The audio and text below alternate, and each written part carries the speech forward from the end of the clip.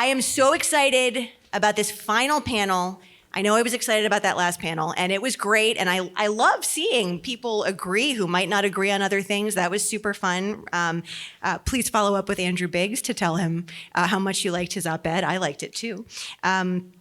But I'm really, really, really excited about this closing conversation.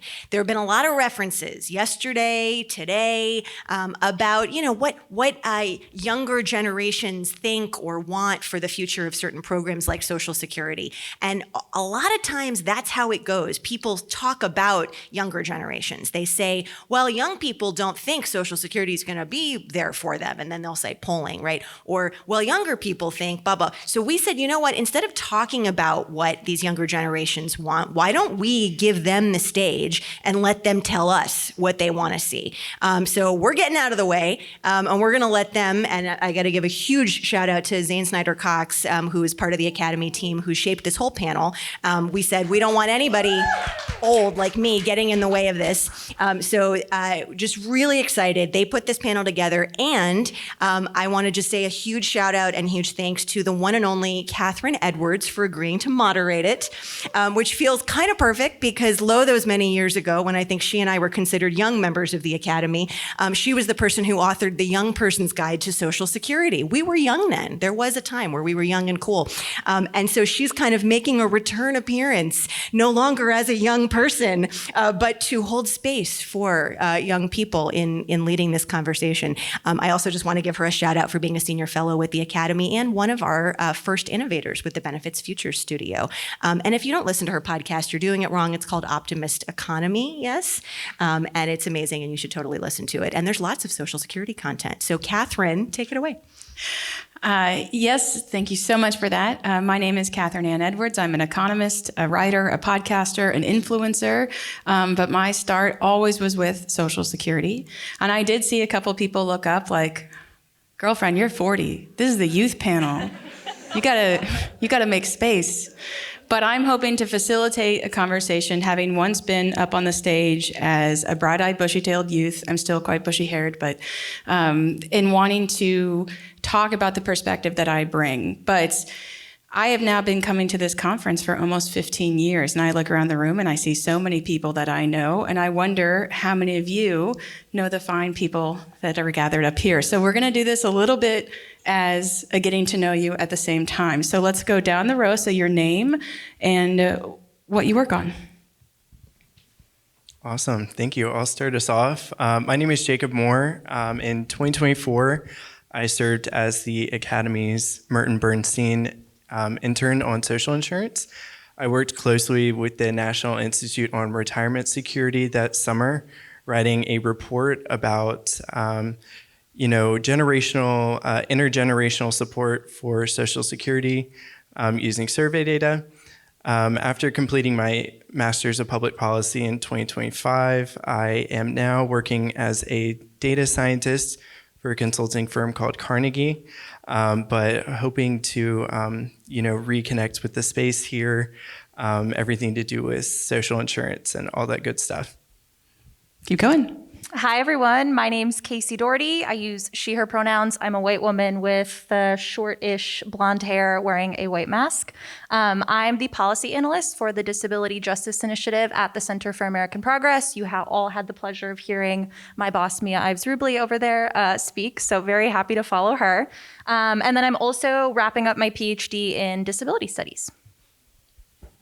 Hi, everybody. My name's Sabrina. I am the policy and digital strategist for Social Security Works. I've been with SSW for about 4 years now. I manage all of our social media profiles and support our legislative team. We're fighting to protect and expand Social Security and also protect and expand Medicare and Medicaid.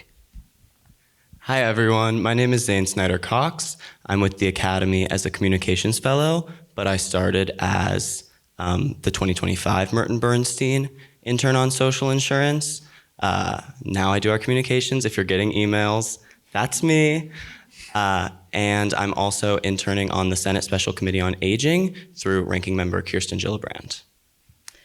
Okay, wonderful. Where are you from?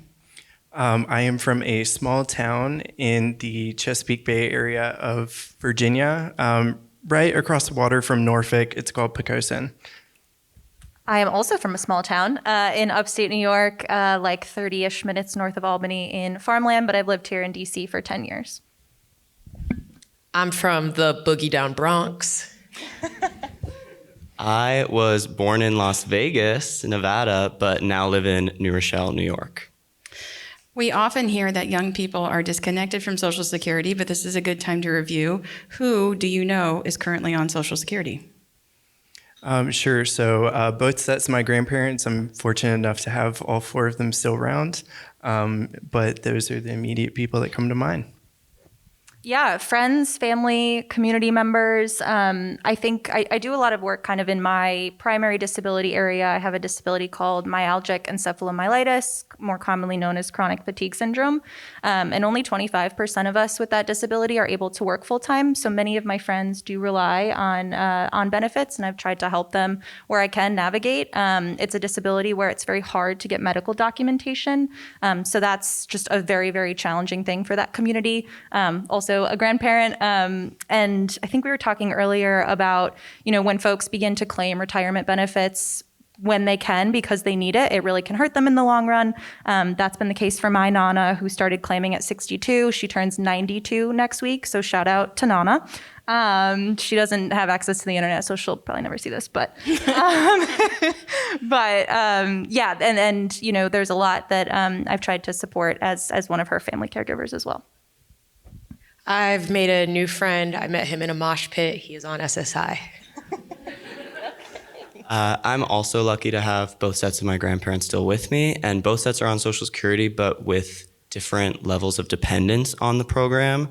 So seeing one side of my family be really set for retirement, whereas the other side really rely on Social Security as a lifeline, was very eye-opening for me as to the importance of this program in my personal life.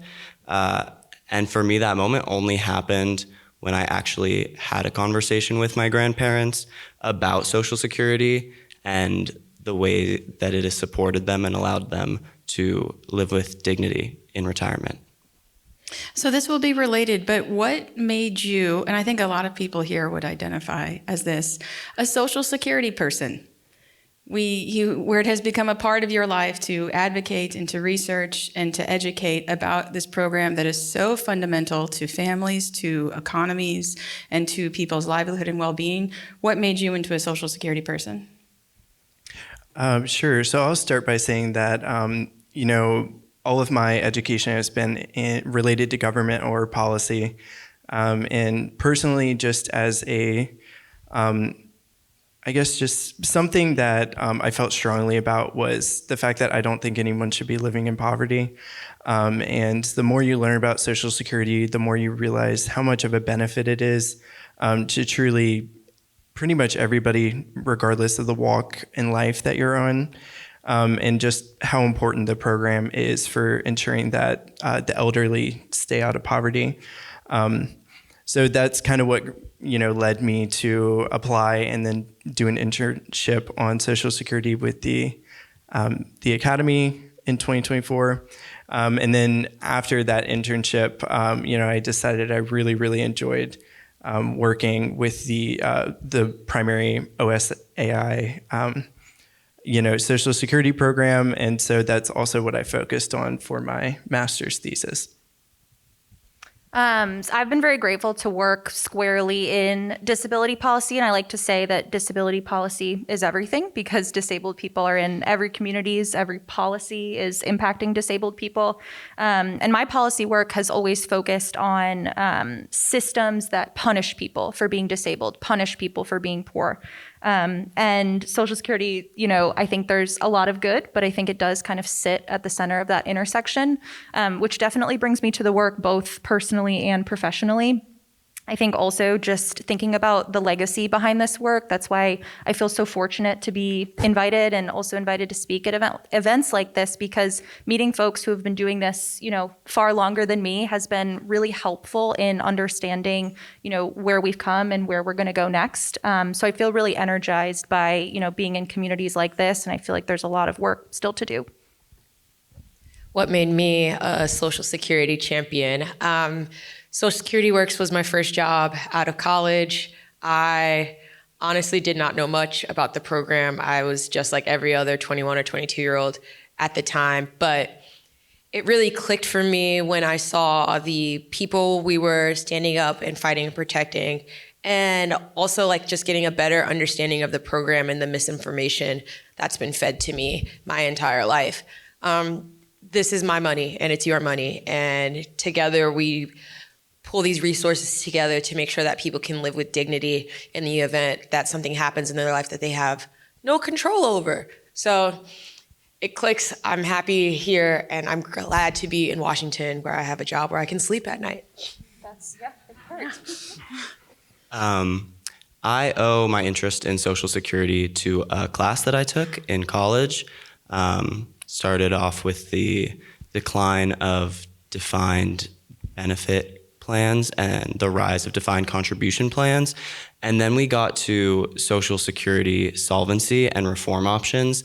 And that's when my eyes lit up and the problem solver in me just became fascinated by the options to protect Social Security. Now being in this space, what I love about the work is it's one of the rare policy areas where you can see the full arc of people's lives, because you're not just talking about retirement, you're talking about first jobs, aging, caregiving, injuries, parenthood, disability, all in one system. And so for me, this work can be both technical and deeply human.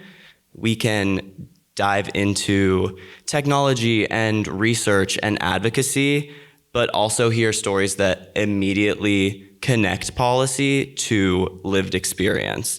So it feels less like learning about a legacy program versus shaping the rules of security that everyone that you know will eventually depend on. I want to thank you all for those starting answers, because I think they really drive home the point that this panel would like to make, that young people are still people, and they're still Americans, and they're interacting with this program just like the rest of us. And there's no special, unique journey that we have to somehow hoodwink young people into caring about Social Security. They care. As soon as they know, they care. And that makes them just like every other American who relies on it, even if they're not receiving benefits yet. And I think sometimes the youth conversation becomes almost this like, how do we trap them? Maybe we put up a video, and then no, they just need to know about the program and they'll care. And we have all come to it in different ways, but we've all ended up in the same room as you, emissaries of youth fighting for the same program to be maintained, restored, and improved for the future. So I want to take a minute to talk about your unique roles in your jobs as to how you have taken on Social Security and the youth you bring to your work. So I will start with Sabrina. You do a lot of advocacy, online and in person, directed towards young people. What has that been like? What narratives have been the most successful to young people? Maybe a narrative that might surprise people in this room. What's really stood out to people is that Social Security is not an investment plan. I hear a lot of young people say, well, if I'm not going to get it, I should probably just get my money back and I will suddenly become this expert Wall Street financier and be able to predict what the market's going to look like in 50, 40 years when it's time for me to retire. Not only is that not true, you kind of have to let people get a grip on reality. Sorry. So we have a large social media presence online, and we've been connecting with people of all ages on all platforms and just trying to combat that sort of misinformation that's going on right now, and that's really helping people. So Casey, you are working in the nitty-gritty of policy. You're interacting with communities that are, have lives on the line for this program. What do you think about the program's future, where it's sometimes the disability aspect is this, and also disability? It's not necessarily centered. It's retirement, disability too. How does that influence your work, and what do you think going forward about giving disability the central role that it serves? Yeah, I think this is a key kind of strategic messaging and policy advocacy angle, because I think to start, framing Social Security as the retirement program misses how the system is actually functioning in people's lives. Catherine said, kind of an add-on. We try to explain that it's, SSDI is not a side program, right? It's a core benefit. And I think that it involves taking the conversation a step back and explaining that disability isn't rare. I think it's 1 in 4 20-year-olds will likely experience disability before retirement age. 1 in 4 Americans are disabled. Everyone in this room either is disabled or knows someone who is. And so I think that just accepting it as a fact of life is a very important kind of foundational point. And then, I think just including it in the core part of Social Security, explaining that it's one of the most successful anti-poverty programs, and also just coming back to the framing that this isn't just the future, it's the now. Young people are relying on SSI and SSDI today, and it's really a lifeline. So I think that it's taking the conversations a few steps back and making sure that folks have that core foundational understanding. So, thinking about perspectives, Jacob, when you were working for NERS, you looked at polling data, a lot of polling data. Polling data can be very boring, so I commend you on that. What did you find, and what was it like for you as you were digging into the data of what young people think about Social Security that you found surprising or that you thought maybe merited extra attention? Sure, absolutely. Full disclosure, not fun to work with all that polling data.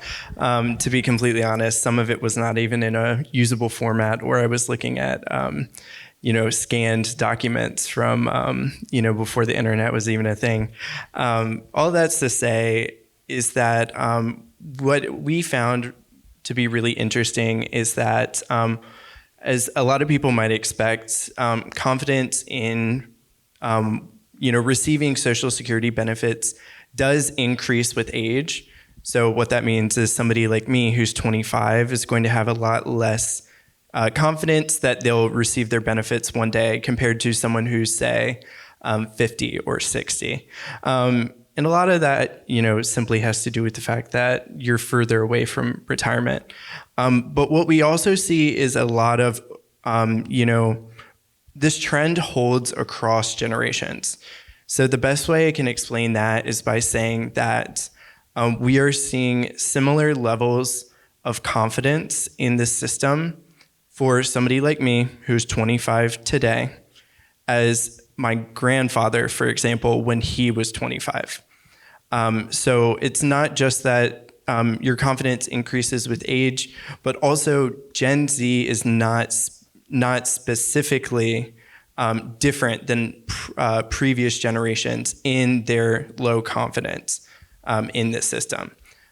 So a big part of our report was we wanted to dispel a lot of hearsay or the popular idea that maybe Gen Z is the generation that is finally going to say, let's be done with Social Security and privatize or something else. We are not unique, is the main point we want to make. We're not unique in having this low confidence in the system. I'll end with a personal anecdote. I love sharing this, but I remember when I was in my AP European History class in 10th grade. Don't know why we were talking about it then, but our teacher overheard a group of us talking about how we were so worried that Social Security wouldn't be there when we retired. And her, now retired, member of the baby boomer generation, she kind of looked at us and was like, guys, y'all need to stop stressing. We had the same exact thought that y'all are having right now when we were your age. And so I just always like to share that, because not only did I live it when I was about 15 years old, I got to do research about a decade later that confirms this sentiment she wanted to share with us. Oh, I love that. What a great teacher. Okay, so Zane, for you, you're going to be at the Academy full time. You're currently in a Senate office. What does it mean for you from a communications perspective of how do you make Social Security relevant to young people when there are so many other demands on their attention? And I don't mean demands like young people of TikTok. I mean demands like AI is coming for their jobs. Immigrants are being taken off the streets. Young people care a lot about the world. What makes them care about Social Security, or how do you think about that as part of your mission? Absolutely. I think, first of all, I'm lucky to work with an organization that is so ready and willing to elevate younger voices. I have to shout out our summer internship program, because it has truly been nurturing leaders in the social insurance ecosystem for decades, and probably many of you in this room were former interns. But I think that there are so many aspects, topics like immigration and AI, that younger generations don't realize impact Social Security. I loved Stephen Nunez's point earlier about immigration and the reality that immigrants, both documented and undocumented, are strengthening Social Security's finances by paying in through payroll tax contributions, and then undocumented immigrants are paying in without ever receiving benefits themselves. So Kathleen Romig did some work, released a report in June about how restrictive immigration policies and deportations have actually been shown to weaken Social Security's finances by shrinking the contributor base, and how that could lead to moving up Social Security's reserve depletion. And then another issue is AI. That's an issue that's at the top of young people's minds, but a lot of folks don't realize the way that the Social Security Administration is already using artificial intelligence. So people don't know that the 1-800 line for SSA is now answered by an AI chatbot. And it's been criticized for misinterpreting simple questions and trapping people in endless loops. Jen Burdick from CLS Philadelphia has done a ton of work on this and has expressed how frustrating it is for people trying to get their benefits. There's also Imagine, which is an AI tool used in disability case processing, and it is analyzing medical evidence and actually assigning a percentage likelihood for whether a case meets SSA's criteria for disability benefits. And so while there's a place for using technology to improve efficiency, this really raises serious concerns for me about automation bias, which is the risk that humans will over-rely on AI outputs instead of using their own critical thinking. And when you're looking at AI use in disability determinations, disability is something that inherently exists outside the statistical norm. So I think it's really important to consider how using AI that's trained on normative data sets really might not be the best for this community. So to summarize, I would emphasize how younger generations, they have issues that they care about that are at the top of their minds, and I think we could do a better job of explaining those narratives and those intersections with Social Security. Yeah, I think that's a really good point. There is so much that we care about that, I've always said Social Security is just the U.S. economy reflected back. Who's working, how much they're earning, how healthy they are when they're working, how healthy they are when they stop, how optimistic they feel about the future. It's so much a mirror of our U.S. economy. And right now, the view of skepticism and fear in some ways makes sense. But I mean, what are the opportunities when it comes to young people? I mean, they're natives to a technology that a lot of old people are much more afraid of. Sorry, I'm also terrified of technology. I meant myself in that latter group, not the former group. I'm thinking, Casey, with your work on access to disability and administrative cost, do you see it as a blessing or a curse to have these new tools? Where do you see being the kind of the issue for administration, knowing that a lazy politician might just say, let's sprinkle some technology on the disability application and walk away? Oh, yeah, I'm very skeptical and would plus one a lot of what Zane said. I think that AI has been very harmful to the disability community, and that's not my area of expertise, but I encourage you all to look into that because there are so many administrative burdens that I think will only get worse with, large language models being introduced, AI. Even just right now, 2/3 of SSDI applicants are denied initially. And so I think as of last summer, it was like around 1 million people were waiting on, a decision about their benefits. And administrative burdens are not just, frustrating, they're life altering. And I don't have a lot of hope that, like you said, a politician sprinkling technology on will change these, baked in administrative burdens. And I almost wonder, I wish there was like a better way to describe administrative burdens. I think like a lot of my knowledge about it has been kind of gotten through Katie Savin's awesome work. But I just think a lot about how, a benefit that someone has earned but can't access isn't a benefit at all. And like I said, I just don't have a ton of hope that automating things or, using normative assessments is going to change any of that. And I want to this isn't directly related to your question, Catherine, but I want to cycle back to a point that Katie made yesterday.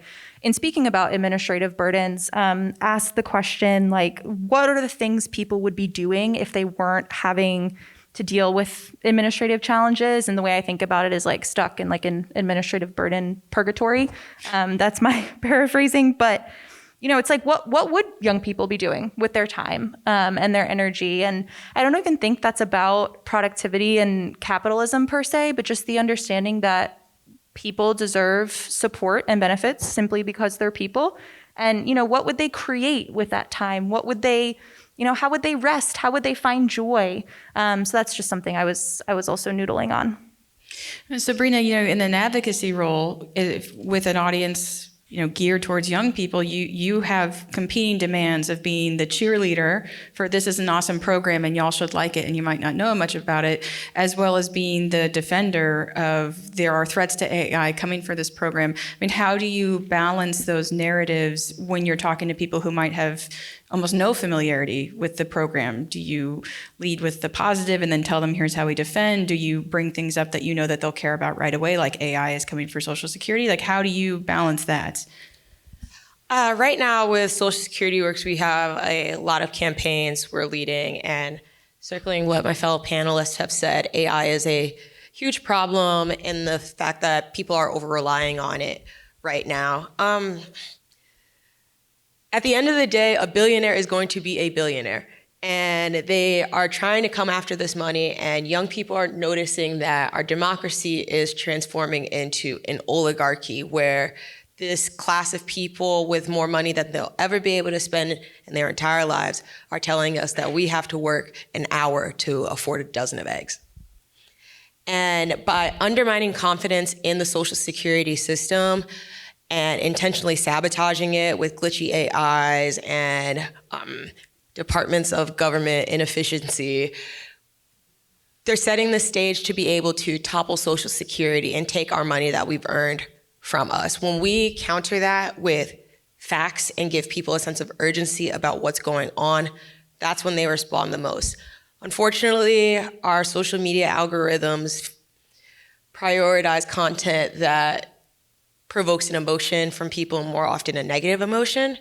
However, when you give people a call to action after that negative emotion, that's where you get power, and that's where you get activism and purpose, and you also get representatives who are responsive to the needs of the people. Zoran Mamdani is very popular among young people in New York, and a lot of the policy changes he's made in the past month and a half in office, people are so shocked. But when you have a group of representatives who don't respond to the will of the people, then you get a voting class that is very apathetic. And we really, really need a change in leadership and a restructure of our priorities in order for people to understand the urgency and importance of Social Security.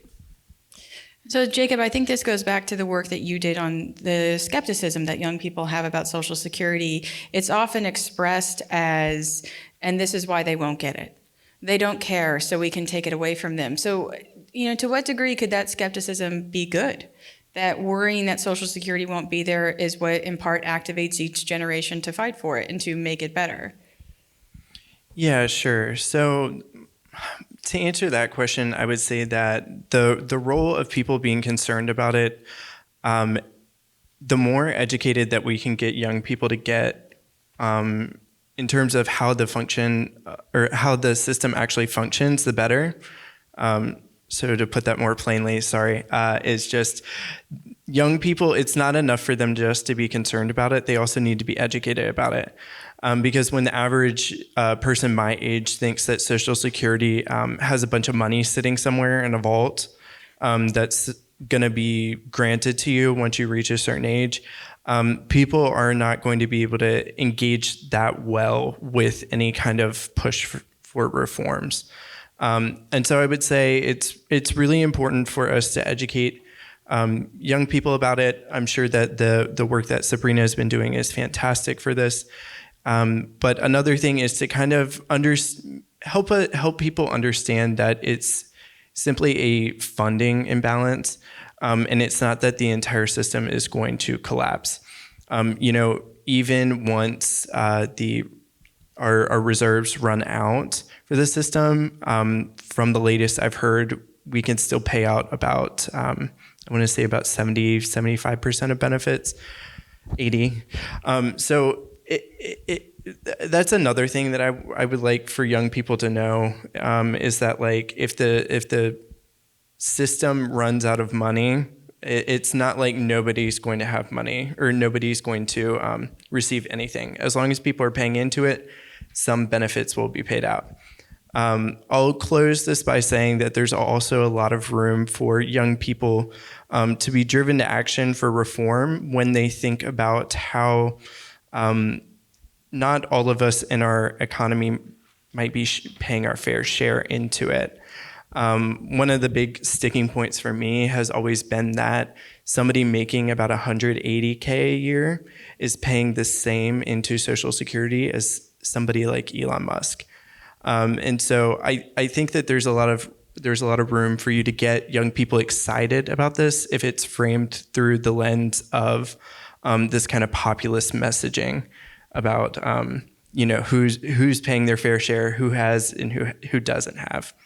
It's really interesting because, as we gather kind of as the youth here at a conference on Social Security, we're tending to think of this movement up and down the generations. What do young people need to understand about old people, and what do old people need to understand about young people to keep this program going? But I think that there's a question that maybe is more interesting to y'all, which is how do you advocate for young people? What is your call to action when you look out to your fellow youths, to your peers?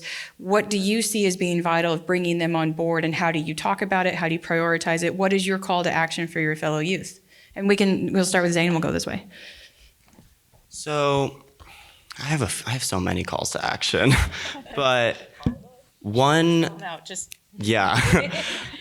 thing that really worked for me that I wish more youth would do is to talk to the older adults in their lives about Social Security and about finances, because I think it takes the program from something super abstract and distant to a program that is supporting people that they care really closely about. The same way that if they talk to their friends, they might realize that programs like SSDI and SSI are also extremely present in many Americans' lives. I Another call out would be to take our pessimism to the polls. With the solvency deadline drawing closer and closer, and that window shortening every time a new trustees report comes out, the next president we elect is likely going to be the person to tackle Social Security solvency. So I would say to young people to vote for and select a leader who they think will tackle solvency head on and stand up to protect and strengthen benefits, not cut them or raise the retirement age. Yeah, that was really great. Again, echoing some of that, we really need young people to understand Social Security at its roots. And yesterday we had a lovely panel on like people-centered policy. And I think also using that plain language and explaining to someone how Social Security works, how people are paying into it, the fact that there's a contribution cap that we can get rid of that would extend solvency for 75 years, and that no major Social Security reform has taken place in decades because our institutions are not being responsive to us and kicking the problem down the curb. One of my favorite metaphors to use to young people to really let them understand what the solvency date means is not that Social Security is going to run out of money. If I promise you, my friend in the front right here, $1, and then a little bit down the line, I realize, I don't have that dollar, I only have 80 cents. Would you still like the 80 cents, or would you like me to not give you anything? You want the 80 cents. So yeah, even just like simple metaphors like that make it really real for people, and having them understand that no, billionaires are not going to be our saving grace. If it came down to the end of it, a billionaire is going to work you to death and have you die in your boots and pay you nothing for it, plain and simple.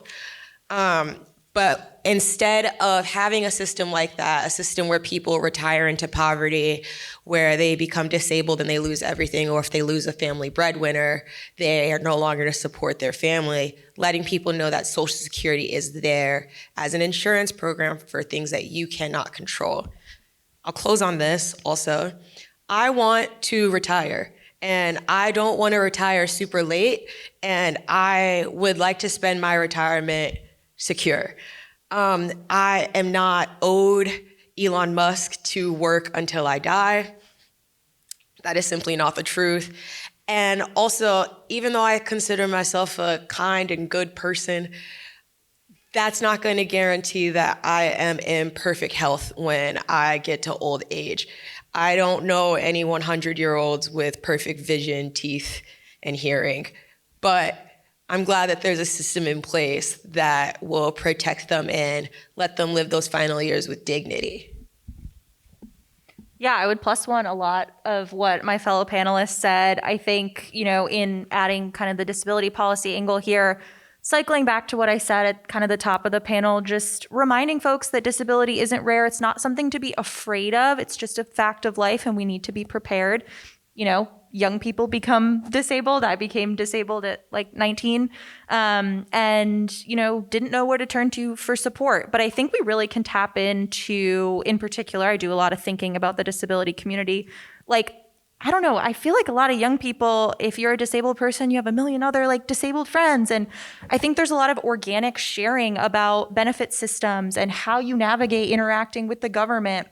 So I think just tapping into those, and I am not a comms expert, so, I'll leave that to some of my colleagues. But I think, going back, Sabrina mentioned plain language. I think there's a lot that people in this room can do. And there were some discussions yesterday about this, but, in galvanizing the youths, I think that, sharing information about how Social Security works, all the different parts of it, also making kind of the strategic messaging that we talk about, kind of bringing it down to the ground level. What are the 3 bullet points that we want people to know? Kind of just hammering those things. Talk to your children, talk to your friends and their children, and just your neighbors. I think a lot of this can happen very organically, and I'm a little afraid of technology too, so maybe that's why.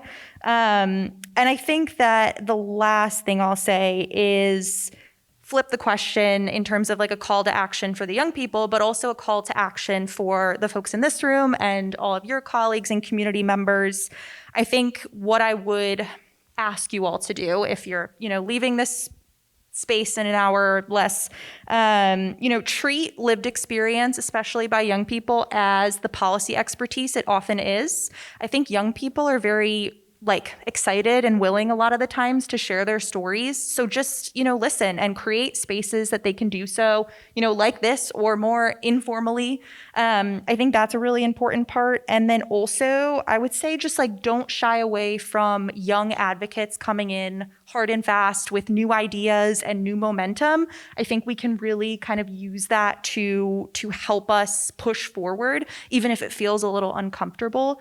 I think there are a lot of ways that we can all work together and, just fight alongside each other, and new ideas and new energy, I think, is good.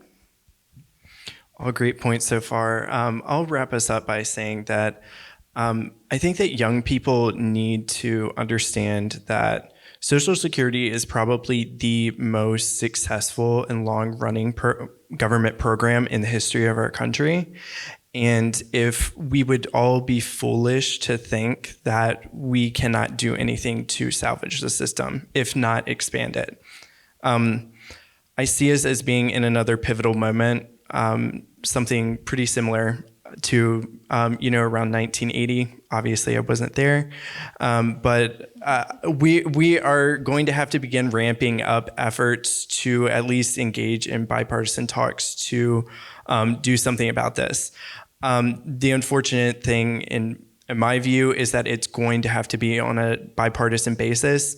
And while research consistently shows that across generations and across party lines, people want us to make the system more generous, even if that means having to pay higher taxes, we are going to have to do everything we can to ensure that it is not a bunch of austerity measures that end up coming down the pipe.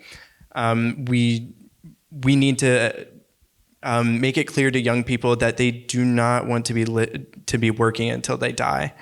And we're increasingly coming to that point when it comes to raising the retirement age and things like that. The very last thing I'll say is young people, I think that they need to realize that, or how should I put this? Young people, we really need to get some perspective on how retirement is going to look for us. Surveys show that the average Gen Zer thinks that they're going to retire before age 65. And what I would say to them is, okay, if you want that to happen, you're going to need to make sure there's a robust Social Security system to support you. And Social Security, quite literally, could be the one system standing between you and elderly poverty one day. So all that's to say, we need to make sure that Gen Z knows how important this is for them, even though it's decades away.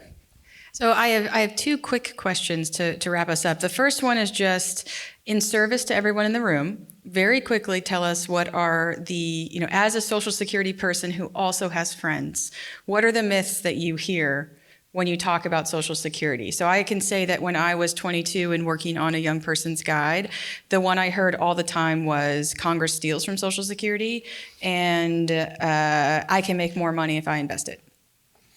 I've definitely heard those. The big one for me is where people act like once we hit this solvency cliff, there's not going to be any money anymore. But as we all know, as long as people are paying into the system, there will be money to pay out.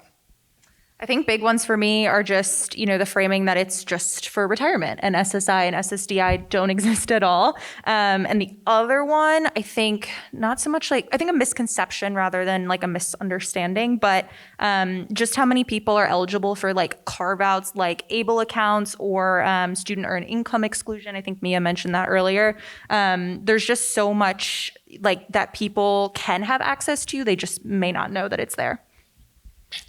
I would say that Social Security has worked for the past 90 years, and I don't know anyone who has been able to do something once a month for 90 years and never be late and never miss it. And And understanding that the precedent we've set here is so strong and the system works so well because we've continued to change and adapt Social Security. It is a foundation and a cornerstone by which is no means complete, is what FDR said. I'm botching that a little bit, but that's okay. And letting people understand that if no one does any action on Social Security, yes, the system can fall apart. If someone sabotages Social Security, yes, the system can fall apart. But as people who contribute to that system, it's really important for us to make sure our voices are heard and make sure that we're protecting the system that we built, not making sure that a billionaire gets to make an extra $100 million by taking our money from us. Yeah, I'm also constantly hearing that it's not going to be there for us. But I find it interesting that I think that pessimism belies an actual desire from young people for the program to be there for us. So I think when we come with the facts and the history of the program, that really can cut through that pessimism and show young folks that not only do you want this program to be here, it's going to be there for you. Okay, last question. I'm going to take the privilege of moderator to give an anecdote. The most important I have ever felt in my entire life was when I lived in the state of Wisconsin during an election year. The attention, it was so personal. Ann Romney's face followed me across every media platform I was ever been on. She was on Hulu, she was on ads, she spoke to me so often. A woman in Wisconsin in 2012. I am walking up Bascom Hill at the University of Wisconsin, where I'm getting my PhD, and Tammy Baldwin is walking down the hill. And some people recognize her, but some don't. And I walked right up to her and said, "You'll be senator tomorrow, and it's not fair to young people like me how long it'll take you to fix Social Security. You're pushing the cost onto us to fix it." And then she kept walking. I was so emboldened by being in a swing state and having my vote matter. Like, y'all, I came from Texas and lived from DC. No one cares about me or my vote. So I was really riding high on being a swing state voter. But I did say this to her, and then she said thank you and walked away. So you are running into Tammy Baldwin, and you have 10 seconds to say something to her about young people and Social Security very fast. What do you say? I'm going to start with Zane. I think I'm saying, listen to the people in this room that have been saying the same thing for decades and actually take that and run with it and do something. This happened to me, sort of, except it was Bill Cassidy from Louisiana. Can't all be winners. It's okay. Fine. It was what we call Millionaire's Day at Social Security Works. It's the day that millionaires stop paying into Social Security for the year because they've hit the contribution cap. And I asked him, why do I have to work myself to death? Why do I have to work longer during my golden years, my great retirement, in order for billionaires to go play in space? And he looked at me and he said, well, you're healthy, you'll be fine. Oh, what a great answer. Weird. And I was like, he's a doctor, but you're not my doctor. Like, what are you talking about? All right. Casey, you're passing. You can pick the senator you pass in the hallway. Oh, gosh. That wouldn't be my pick. I'll throw just like a quick data point, is that a poll found that only 19% of Americans under 30 trust the government to do the right thing most of or all of the time. That honestly seems like a high number to me, but I would just say to probably any member of Congress, but just if Congress wants the younger generations to trust public institutions, to show up and vote for them, I guess it depends on, who it is, but it really just has to, protect and expand benefits, not undermine them, through things that may seem like more quiet or undermining, like increasing administrative burdens, changing eligibility requirements. But young people, like we vote, we show up, we may donate. It's hard to nowadays, but there's a real case there, I think, for members. Jacob, you're passing in the hallway. What do you say? Okay, so I guess this would be geared towards somebody who's been in the Senate for a long, long time, and I would probably tell them, you knew this was going to happen for decades. So why have we still not taken any action on it? And then Just pretty drop the much just, yeah, every day you wait, it gets worse. Every day you wait, you're in a bigger hole. So why? Thank you all so much. We are ending out the day with this panel, and so also thank you everyone who came to the conference and stuck to the very last panel. We all appreciate it, and thank you again, you guys.